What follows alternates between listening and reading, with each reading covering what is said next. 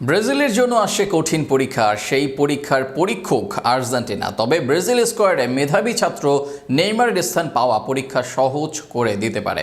মার্চের ফিফা উইন্ডোতে বিশ্বকাপ বাছাইয়ের ম্যাচে ব্রাজিল খেলবে আর্জেন্টিনার বিপক্ষে। ব্রাজিল কোচ ডরিভাল যার জন্য চূড়ান্ত স্কোয়াডও ঘোষণা করেছেন, যেখানে নেইমারের স্থান পাওয়া অবশ্যই ব্রাজিলের জন্য স্বস্তির। ব্রাজিলে আর্জেন্টিনা পরীক্ষা, নেইমারের প্রত্যাবর্তন ও চূড়ান্ত স্কোয়াড নিয়ে বিস্তারিত থাকছে প্রতিবেদনে।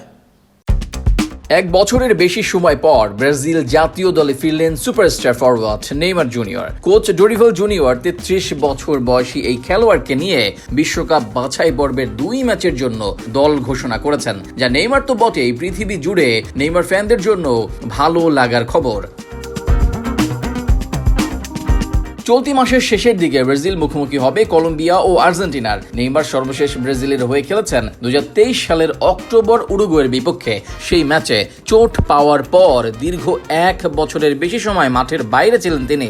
তবে সম্প্রতি সান্তোসের হয়ে ঘরোয়া ফুটবলে খেলতে নেমে ছন্দে ফেরার ইঙ্গিত দিয়েছেন Neymar junior.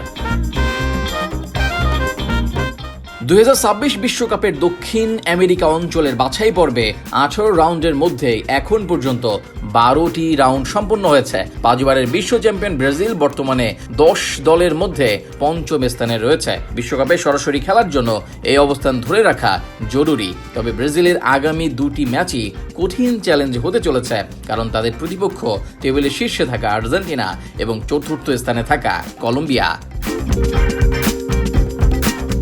Brazil football confederation CBF আগে ৫২ জনের প্রাথমিক স্কোয়াড ঘোষণা করেছিল, যা থেকে চূড়ান্ত ২৩ জনের তালিকা প্রকাশ করা হয়েছে।